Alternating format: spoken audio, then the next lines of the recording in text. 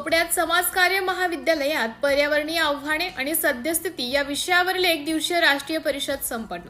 सर्व समाज घटकांना सोबत घेऊन युवा पिढीने पर्यावरणाच्या रक्षणासाठी प्रयत्न करा। IAS गौरव साळुंखे। भगिनी मंडळ संचलित समाजकार्य महाविद्यालयात आणि कला व वाणिज्य महाविद्यालयात पर्यावरणीय आव्हाने आणि सद्यस्थिती या विषयावरील एक दिवसीय राष्ट्रीय परिषद आयोजन करण्यात आले होते। प्रारंभी महाविद्यालयातील विद्यार्थिनींनी स्वागत गीत सादर केलं। त्यानंतर सर्व उपस्थित मान्यवरांच्या शुभ हस्ते भगिनी मंडळाच्या संस्थापिका सुशीलाबेन शाह यांच्या प्रतिमेचं पूजन करून वृक्षाला पाणी घालून परिषदेचं उद्घाटन करण्यात आले। कार्यक्रमाच्या अध्यक्षस्थानी माजी विधानसभा अध्यक्ष अरुणभाई गुजराती होते। त्यांनी आपल्या भाषणात सांगितलं की देशभरात प्लास्टिक मुक्त होणे अशक्य असून ही एक मोठी गंभीर समस्या आहे। तसेच प्रत्येक बँकेने कंपन्यांना कर्ज देताना कमीत कमी 1000 वृक्षांची लागवड करण्याची अट घातल्यास पर्यावरणाचं संरक्षण होईल असं सांगून पर्यावरण संरक्षण ही सर्वांची नैतिक जबाबदारी मानून यासाठी प्रयत्न करावे असं आवाहन केलं।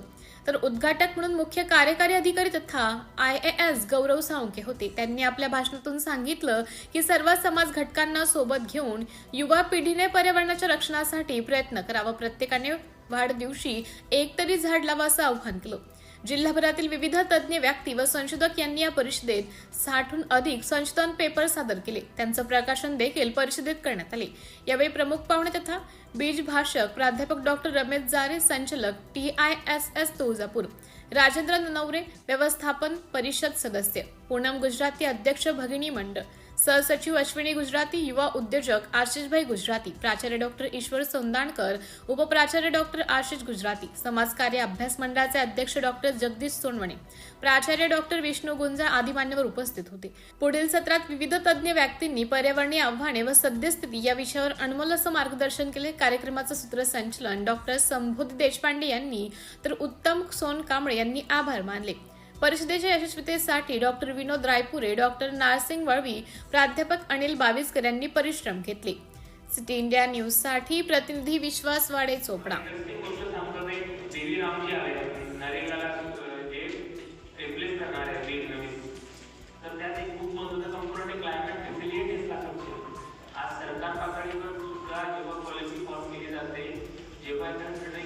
क्लायमेट चेंज हा एक सेंट्रल पॉइंट राहतो, कारण हे आव्हान आपलं आजचं आहे आणि आपण हे कसं टॅकल करू याच्यावर आपल्याला येणाऱ्या पिढी भविष्य ठरणार आहे। मी साधं उदाहरण देतो की 1947चं घ्या, खूप आता जाण्याची गरज नाही। भारत स्वतंत्र झाला तेव्हा आपली पॉप्युलेशन किती होती? 35 इयर, आपण 50 CR आहे। आणि मुळात जर माणसाला जगायचं असेल, जर ह्युमन सिव्हिलायझेशनला फ्लरिश करायचं असेल, सस्टेन करायचं असेल, तर तेव्हा जंगल किती होतं आणि आज आपल्या पॉप्युलेशन त्याच्या एवढ्या 3-4 पट झाले आणि आज जंगल किती आहे? खूप कमी झाले। तर हा संघर्ष आहे संशोधनाचा। खूप लांब जायची गरज नाही, आपल्या भारतातच बघा पाण्यावरून किती संघर्ष होतोय। आज तमिळनाडू, कर्नाटका या राज्यांमध्ये कावेरी नदीच्या पाण्यावरून मागचे 40-50 वर्षापासून जो संघर्ष सुरू आजपर्यंत थांबलेला नाहीये। कृष्णा नदीच्या पाण्यावरून तो महाराष्ट्र आणि कर्नाटकमध्ये संघर्ष होतोय। गोवा, महाराष्ट्र, कर्नाटकामध्ये एका नदीवरून नदीच्या पाण्यावरून संघर्ष होत राहतो। तर ही गोष्ट दर्शवते की हा इश्यू खूप ज्वलंत आहे आणि याच्यावर आपण खूप व्यवस्थित लक्ष केलं पाहिजे, याच्यावर अभ्यास झाला पाहिजे।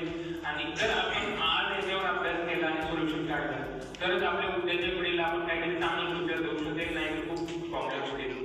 आजचा विषय त्याचा दुसऱ्या भागात करंट सिच्युएशन सगळ्यात इंटरेस्टिंग जो पार्ट आहे, ज्या आपण आहोत आणि मागच्या 2-3 वर्षात जे चेंजेस झाले ते स्पेशली जर तुमच्या आंतरराष्ट्रीय घडामोडींकडे जर लक्ष असेल तर ज्या आशिष गुजराती यांनी हे संबंध लिहिले, तुम्ही आपण प्रकाशन केलं। डॉक्टर नरसिंग वळवी, डॉक्टर उत्तम सोनकांबळे, डॉक्टर संबोधी देशपांडे। पर्यावरणाचं आव्हान फार महत्वाचा विषय, गंभीर विषय। पर्यावरणाचा शत्रू कोण? प्रदूषण हा पर्यावरणाचा शत्रू। प्रदूषण थांबवा, पर्यावरण सुधरेल। या पर्यावरणाच्या संदर्भात याचं पाहिलं मी, जगातील तापमान वाढ, हरितगृह वायूंचा म्हणजे कार्बन डायऑक्साईड, मिथेन वाढत्या प्रमाणावर झालं की जागतिक तापमान वाढतं। 1910 फक्त 20% 15 ते 20% लोक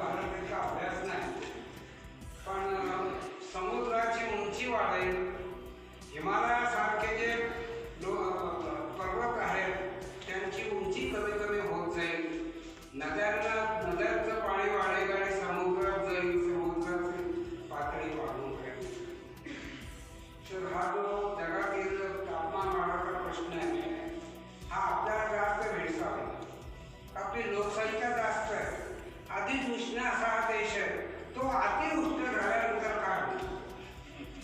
साहेब अंगात घाम किती निघेल याचा अभ्यास व्हायला पाहिजे की कशा पद्धतीने आपण ते करू शकतो. तर ही उष्णता वाढ जी आहे ती संपवण्याच्या दृष्टिकोनातून पर्यावरणाचं झाडाचं प्राचार्य साहेब तुम्ही आज या झाडू पुष्कळ होती, पण कार्यक्रमाच्या निमित्ताने तुम्ही 100 झाडं लावण्याचा संकल्प करा. केवळ झाड नाही, निसर्गाचा संबंध पशु पक्षी समुद्रात देखील